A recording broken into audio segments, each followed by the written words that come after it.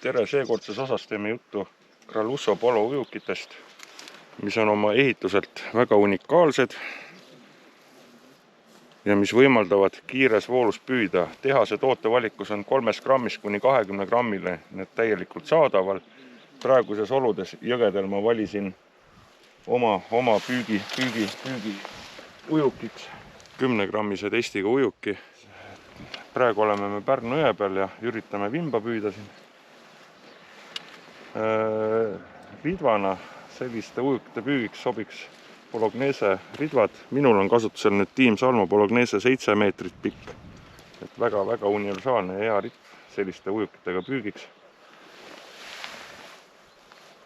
Selle ujuki nüüd omapära teeb see, et kui voolukiirus on nüüd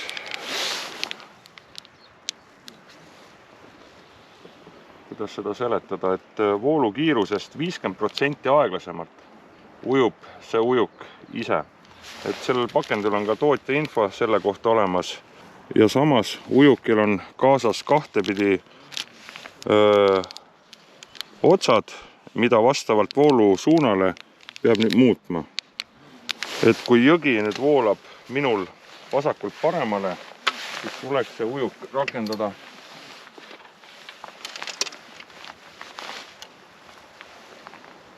see ülemine antenni osa asetseks voolu vastu voolu, ühesõnaga. Siit on selgelt näha. Selle ujuki ehitus on nüüd tehtud sellepärast selline, et teda kontrollida nüüd kiires voolus, kui nüüd liini tõmmata, vaikselt pingel hoida ridvaga, siis ta keerab ujukit vastu voolu ja ta hoiab ise ennast kaugemale. Nii on võimalik seda ujukit nüüd ilma enda poole tulemata pikki jõge ujutada. Kui teil on söödaplats kuskil tehtud, lasete üle söödaplatsi, tõmbate välja, viskate uuesti. Ja ongi see, et kui voolukihid on erinevates jõekihtides erinevad kiirused, siis ülemine kiht on alati kiirem, alumine kiht jookseb aeglasemalt, praktiliselt poole võrra isegi, kui on sügavamad kohad. Ja kui see ujuk liigub hästi kiiresti ja alumisest sööt liigub läbi teil, kala tekib väike kahtus selle sööda osas ja ta lihtsalt ei pruugi teil seda sööta võtta. Aga see ujuk nüüd väldib seda ja saab võimalikult aeglaselt oma sööta mööda põhja ujutada. Et ühesõnaga väga ideaalne asi. Näitan ka rakendust, mida ma teen. Põhimõtteliselt rakendus on ligilähedane nüüd lapikujukitega. Kasutan oliivi kaugus nüüd alumisest lipsu äärest on püügi algul mul 50 centimeetrit. Väikeste tinadega jagan, 3 väikse tinaga jagan selle veel sektoriteks, omakoha võrdseteks sektoriteks. Nende tinade ongi 0,33 grammi mul. Ja vajadusel saan seda ülemist nüüd rakendust reguleerida. Selline rakendus nüüd toimib vimmapüügil väga edukalt.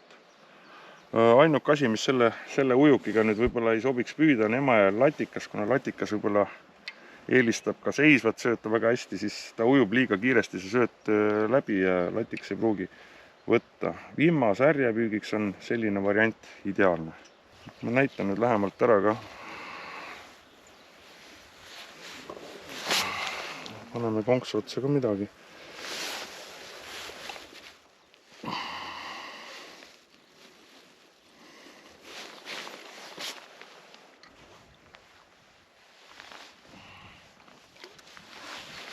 Viske momendil see ritv toimib väga hästi. Tuleb lihtsalt kerge nõks külje pealt teha ja lendab.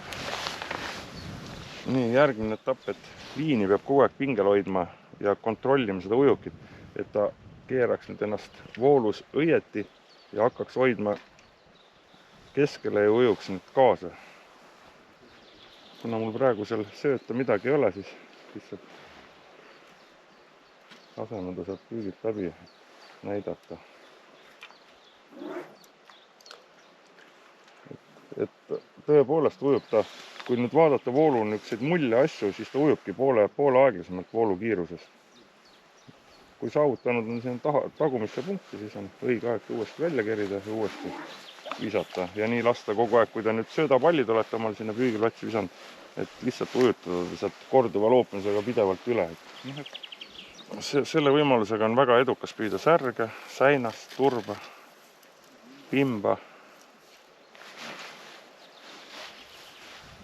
Sügavuse loodimiseks, et paika panna, kasutan ma natukene teistmoodi tinasid, mitte väga raskeid.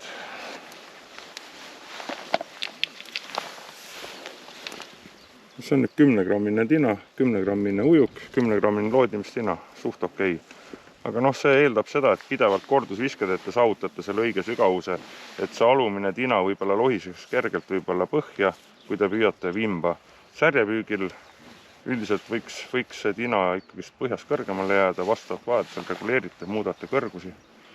Oliivi raskused nüüd, millest eelmine kord ei rääkimata, võiks võtta ujuki raskusest nüüd, kui meil on näiteks 10-grammine ujuk, kasutada oliivina 7-grammist oliivi. Kui on 20-grammine, siis ma olen üldjuhul kasutanud 15-grammist oliivi. See on niisugune 1/4, 3/4 ühesõnaga.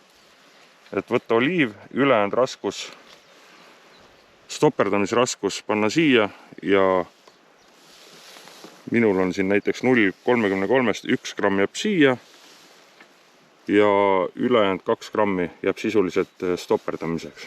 See on nagu ideaalne lahendus. See asi toimib väga hästi. Et ühesõnaga, see oleks nagu lühike jutt, kuidas seda ujukit kasutada. Et väga ideaalne vahend. Käin korduvalt sedasi püüdmas.